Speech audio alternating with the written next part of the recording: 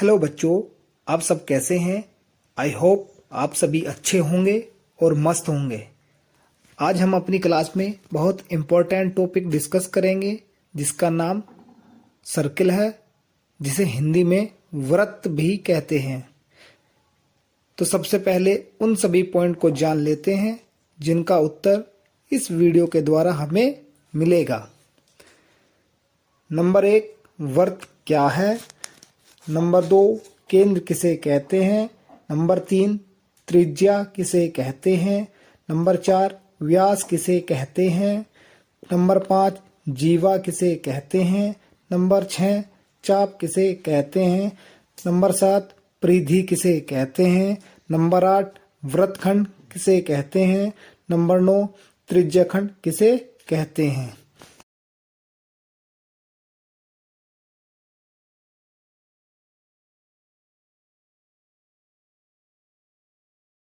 सबसे पहले हम बात करते हैं वृत्त यानी कि सर्किल किसे कहते हैं, ये क्या होता है। किसी निश्चित बिंदु से समान दूरी पर स्थित बिंदुओं का बिंदुपथ वृत्त कहलाता है। इसे हम चित्र के माध्यम से समझते हैं। उपरोक्त चित्र से स्पष्ट है कि यदि हम किसी निश्चित बिंदु से एक रेखा पर पथ बनाएं तो यह पथ वृत्त कहलाता है। आप सभी इस परिभाषा को नीचे इंग्लिश में दी गई है, उसे याद कर सकते हैं।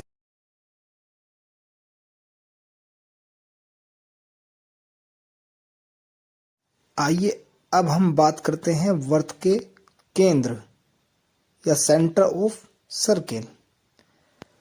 वृत्त एक बंद समतलीय आकृति होती है जिसके मध्य में एक बिंदु होता है जिसे हम केंद्र कहते हैं,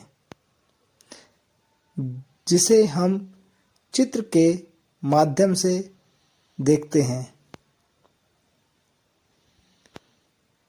उपरोक्त चित्र में एक केंद्र दिख रहा है जिसे ही हम सेंटर ऑफ सर्किल कहते हैं। इस परिभाषा को हम अंग्रेजी में भी याद कर सकते हैं।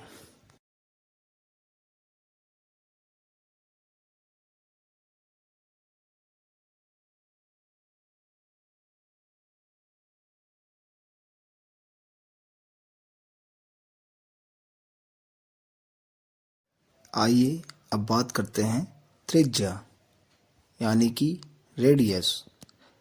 केंद्र से वृत्त के बिंदुओं की अचर दूरी त्रिज्या कहलाती है।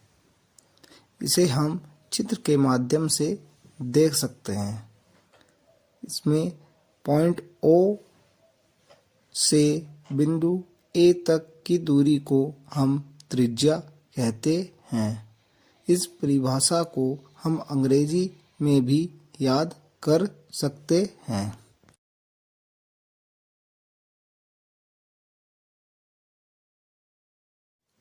अब बात करते हैं वृत्त के व्यास यानी कि डायामीटर।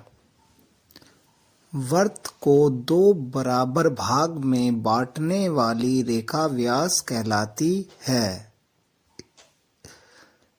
जिसे हम चित्र में देख सकते हैं। इसमें बिंदु O केंद्र है। हमने परिधि पर बिंदु A और B लिया है। अगर हम इन दोनों बिंदुओं को मिला दें तो इससे जो रेखा बनती है इसे हम व्यास कहते हैं।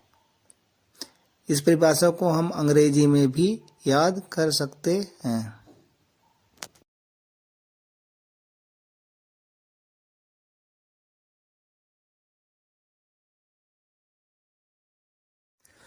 आइए अब बात करते हैं जीवा यानी कि कॉर्ड।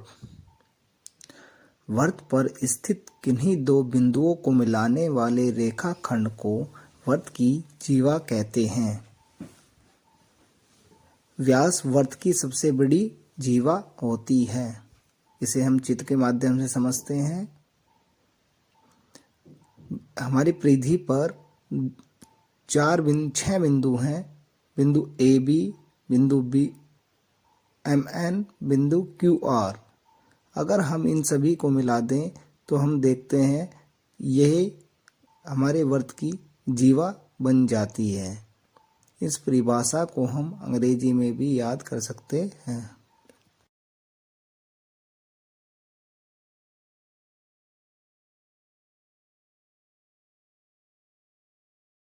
अब बात करते हैं चाप यानी कि आर्क।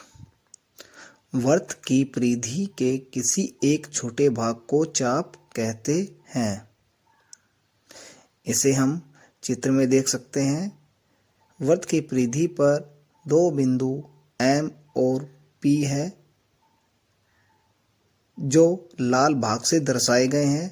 इस भाग को वर्त का चाप कहते हैं। इस परिभाषा को हम अंग्रेजी में भी याद कर सकते हैं।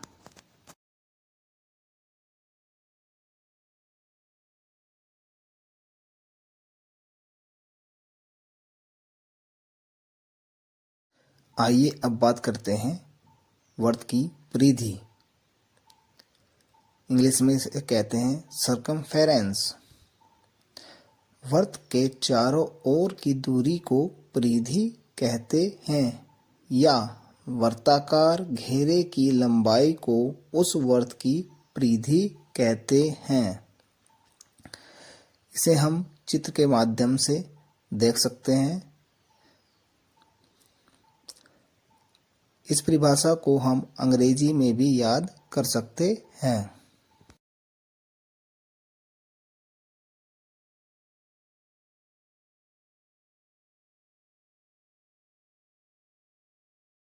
आइए अब बात करते हैं वर्त के वर्तखंड यानी कि सेगमेंट ऑफ सर्किल। वर्त के चाप और उसकी जीवा से घिरा हुआ क्षेत्र वर्तखंड कहलाता है।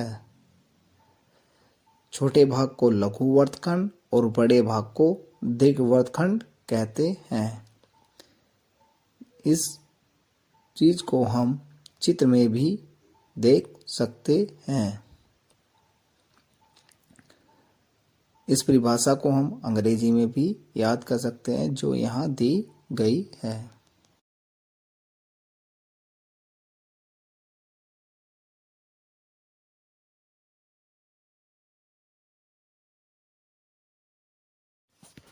आइए अब बात करते हैं त्रिज्य खंड या सेक्टर ऑफ सर्किल। त्रिज्य खंड वर्त का वह भाग होता है जो 2 त्रिज्याओं एवं एक चाप से घिरा होता है।